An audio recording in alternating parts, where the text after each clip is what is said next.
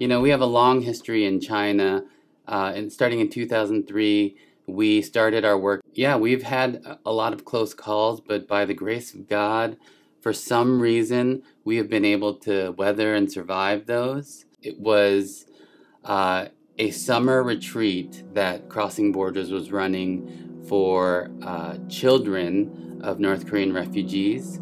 A week of helping them to get to know one another, of sharing the gospel with them, and teaching them about what it means to have a community. As you can imagine, North Korean orphans don't meet many people with their circumstances. We took these kids out to just this beautiful setting on the Chinese countryside. The whole place is overlooking this large mountain in the distance, and from that mountain ran a river. It ran through the retreat center, and along these tributaries were these little huts where we would sleep.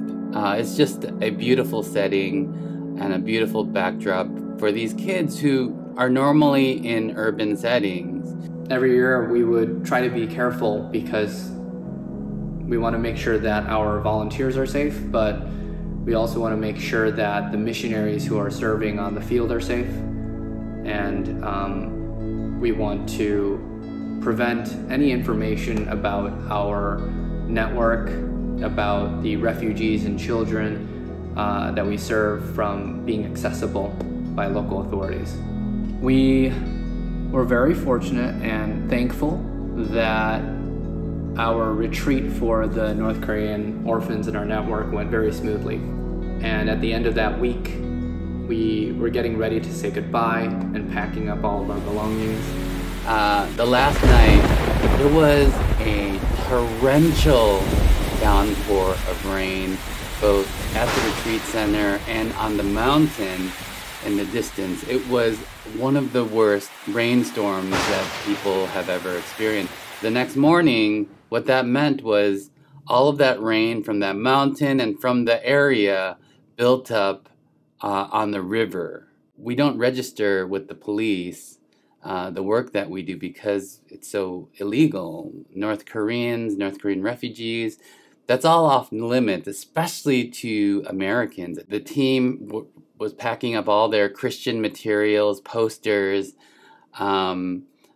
to leave later in the day, and our missionaries went back to town. They bought a special treat for them, bakery items. But as everyone was packing up, and as our missionaries arrived, there was a problem.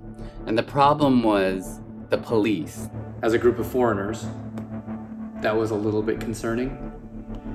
As a group of people who were preparing and still carrying materials to share the gospel with North Korean refugees in another part of China, that was very concerning. So the police came, and our missionaries, Frank and Sunny, were mortified. They didn't know what to do because these Americans were coming out with these Christian materials again. It could be, arrest for all of our volunteers. To get out of this retreat center was this bridge, right? And it's a suspension bridge, and with wood planks. There was a current of water that was passing just at the level of this metal bridge. And all of this debris from the current was getting caught on it. It was covered in mud, and these tree branches were stuck on it. If more than one person would walk, then the bridge would sink into the water, and it might have been carried off by the current. I remember holding all of our bags over our head so that they wouldn't get caught on the tree branches or get wet from the water that was still rising. And we told all the volunteers, hey, don't say anything. Don't speak any words, because then they might know that we're Americans. They might ask even more questions. As they did that, our missionary Frank had a brilliant idea of giving these policemen pastries, the pastries that he had bought for the team. They seemed to be distracted by that. They didn't ask for IDs. They didn't double check to see who we were. And we left.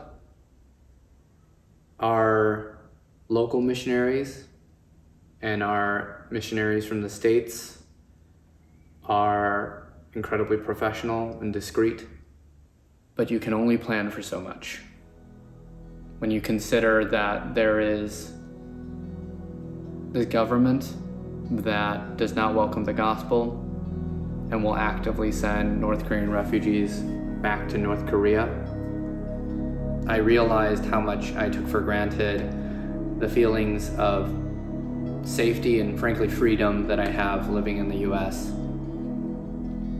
I think traveling to share the gospel in a part of the world where the gospel is not welcome, how much of a gift it is that you can pray in public, that you can talk to others about your faith. Crossing Borders has had these moments, and we pride ourselves in planning, in keeping ourselves safe and keeping our staff safe.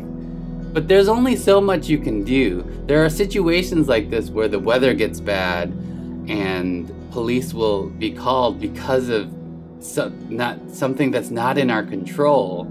And you know, you have to depend on God in these situations. There's no other way. There's nothing else that we can do but have faith. When I think about how long Crossing Borders has operated in China and how many North Korean refugees and children that they've helped, it's really incredible to me.